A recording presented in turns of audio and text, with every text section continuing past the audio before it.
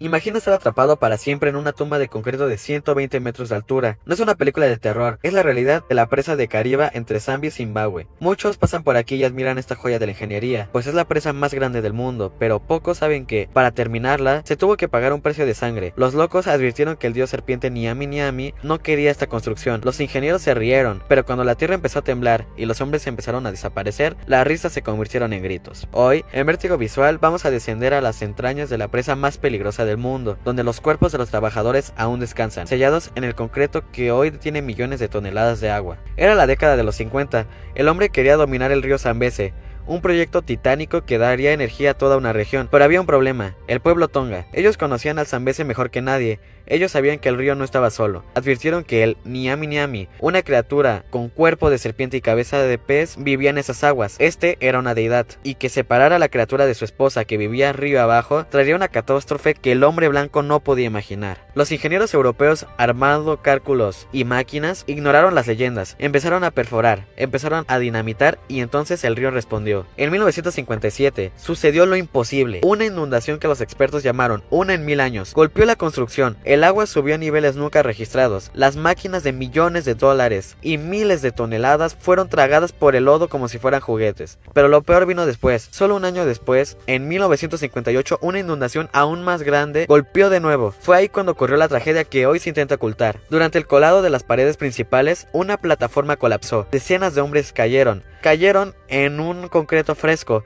una mezcla espesa, pesada y mortal. Aquí es donde la historia se vuelve un poco oscura. Las operaciones de rescate eran casi imposibles. Sacar los cuerpos significaba destruir la estructura que ya estaba fraguando. Significaría perder años de trabajo y millones de libras esterlinas. Los ingenieros tomaron una decisión fría, una decisión de negocios. Dejaron los cuerpos ahí y los sellaron. Se dice que las familias de los trabajadores desaparecidos lloraban a las orillas del río. Los jefes de la obra finalmente permitieron que los locales hicieran sacrificios de ganado para calmar al Niami Niami. Solo entonces, milagrosamente, el nivel del agua bajó y pudieron terminar la muralla. Pero la muralla ya no era solo de piedra y cemento, ahora era un mausoleo vertical. Hoy en día la presa del Kariba presenta grietas. Los expertos dicen que necesita reparaciones urgentes o millones de personas podrían morir si colapsa. Los locales dicen algo diferente, dicen que el Niami Niami está despertando y que quieren recuperar lo que es suyo. Pero hay algo que los libros de historia no mencionan y que los ingenieros actuales prefieren ignorar. A lo largo de las décadas, los guardias de seguridad y los técnicos que realizan el mantenimiento nocturno en los túneles internos han reportado fenómenos que desafían la lógica. Se habla de golpes rítmicos que provienen del interior de las paredes del concreto. No son vibraciones de la maquinaria ni el flujo del agua, son golpes secos, como si alguien desde el centro de la estructura estuviera intentando pedir ayuda. Algunos trabajadores locales se niegan rotundamente a entrar a ciertos sectores de la galería de inspección, ya que se dice que después de las 10 de la noche, el aire ahí dentro se vuelve pesado y que el olor a río viejo y lodo inunda los pasillos, incluso cuando están completamente sellados. Existe una leyenda entre los habitantes del Zambeze. Dicen que el Niami Niami no destruyó la presa porque aceptó un trato, un intercambio de almas por energía. Se dice que mientras los restos de los trabajadores permanezcan atrapados en el muro, el dios serpiente mantendrá su furia bajo control. Pero,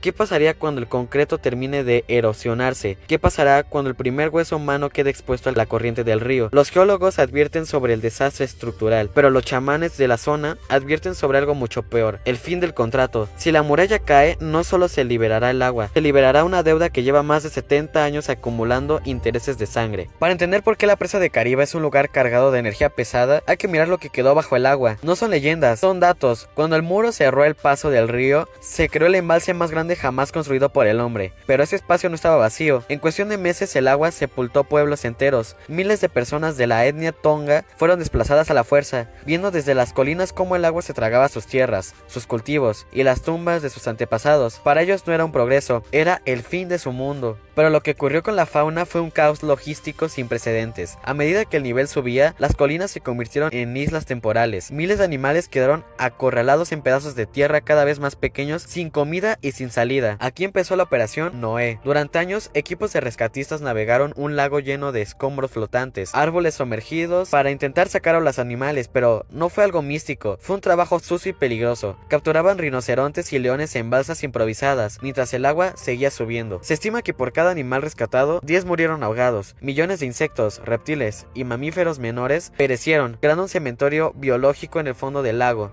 Se dice que los cuerpos de estos animales se podía ver ahí flotando en el lago. Hoy, bajo la superficie de Cariba, existe un paisaje surrealista, bosques enteros que siguen en pie bajo el agua, preservados por la falta de oxígeno en las profundidades. Es una jungla muerta, sumergida y silenciosa que se extiende por cientos de kilómetros. Esa es la verdadera magnitud de Cariba. No es solo una pared de concreto, es un tapón que mantiene oculto un mundo que fue sacrificado. Y la Tierra ya se rindió. El peso es tan antinatural que la corteza terrestre se fracturó. Cariba no solo construyó un lago, creó una zona sísmica artificial. Miles de terremotos han sacudido la base de la presa, como si el planeta estuviera intentando escupir ese peso muerto que le hundió el pecho. Mientras caminas por la corona de la presa, el suelo bajo tus pies se está reacomodando, rugiendo en la oscuridad, recordándote que el hombre construyó un coloso, pero la Tierra está contando los sismos que faltan para recuperarlo. El tiempo se agota para Cariba, y lo que yace en su interior no descansará para siempre. Esto fue Vértigo Visual. Este fue mi primer video. Me ayudarías mucho suscribiéndote y dando like. Nos vemos luego.